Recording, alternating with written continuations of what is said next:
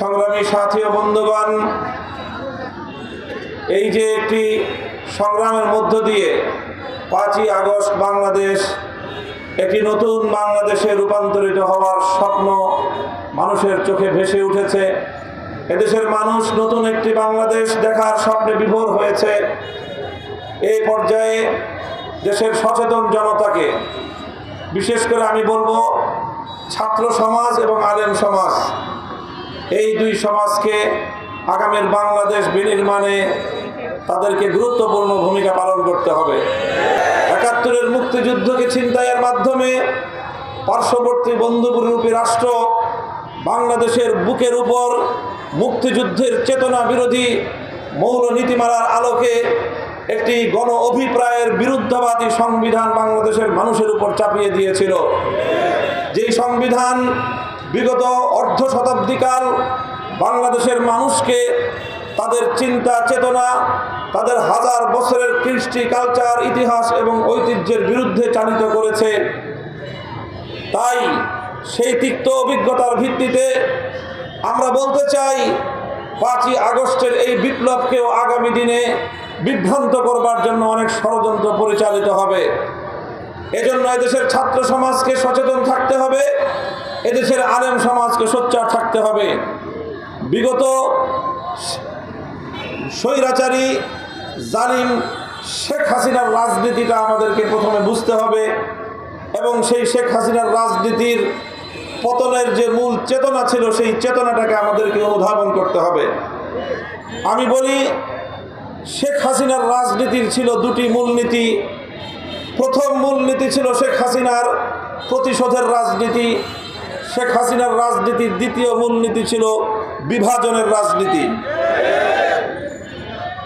1975 সালে বঙ্গবন্ধু শেখ মুজিবুর রহমান সাহেব তার বাকশাল গঠনের কারণে একটি যখন অভ্যুত্থানের শিকার হন,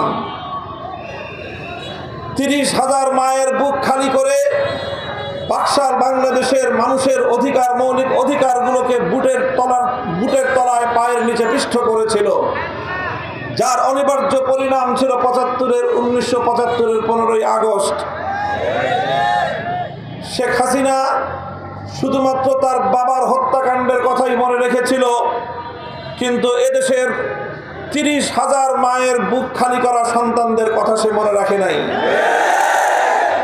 1975 সালে তখনই আন্তর্জাতিক মিডিয়ায় শেখ হাসিনা সাক্ষাৎকারে বলেছিল, যে জাতি তার বাবাকে হত্যা করেছে তিনি সেই জাতির কাছ থেকে প্রতিশোধ গ্রহণ করবেন। 75 সাল থেকেই শেখ হাসিনার রাজনীতিতে পদার্পণ ছিল বাংলাদেশের মানুষের কাছ থেকে প্রতিশোধ গ্রহণ করার মানসিকতা। 1975 সালের 15ই আগস্ট থেকে 2024 সালের 5ই আগস্ট পর্যন্ত 50 বছর শেখ হাসিনা রাজনীতি করেছে বাংলাদেশের মানুষের কাছ থেকে প্রতিশোধ গ্রহণ করার রাজনীতি। এদেশের মানুষকে কিভাবে দাবায় রাখা যায়, এদেশের মানুষকে কিভাবে ছোট করা যায়, এদেশটাকে কিভাবে পরদেশের অন্য ভিনদেশী আরেকটি রাষ্ট্রের গোলামে রূপান্তরিত করা যায়, এটাই ছিল বাংলাদেশ শেখ হাসিনার রাজনীতির মূল কথা। এই জন্য দেশটাকে তলাবিহীন ঝুড়িতে রূপান্তরিত করবার জন্য মেগা প্রজেক্টের নামে মেগা দুর্নীতি করে লক্ষ লক্ষ কোটি টাকা বাংলাদেশ থেকে সরিয়ে নিয়ে গিয়েছে। বাংলাদেশের রেমিটেন্স যোদ্ধারা মাথার ঘাম পায়ে ফেলে সারা বিশ্ব থেকে তারা রেমিটেন্স পাঠায়।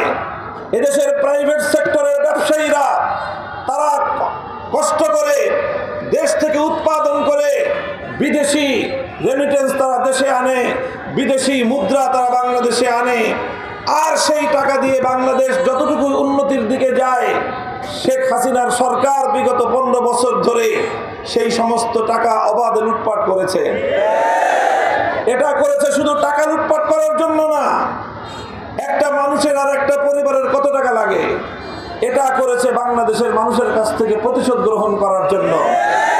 এদেশের মানুষ যেন মাথা উঁচু করে দাঁড়াতে না পারে, এদেশের মানুষ যেন বিশ্ব দরবারে স্বকীয়তা নিয়ে, নিজস্ব আইডেন্টিটি নিয়ে বিশ্ব দরবারে যেন মাথা উঁচু করে দাঁড়াতে না পারে, এই জন্য তিলকওয়ালী মুখ্যমন্ত্রী বাংলাদেশটাকে ভারতের সেবা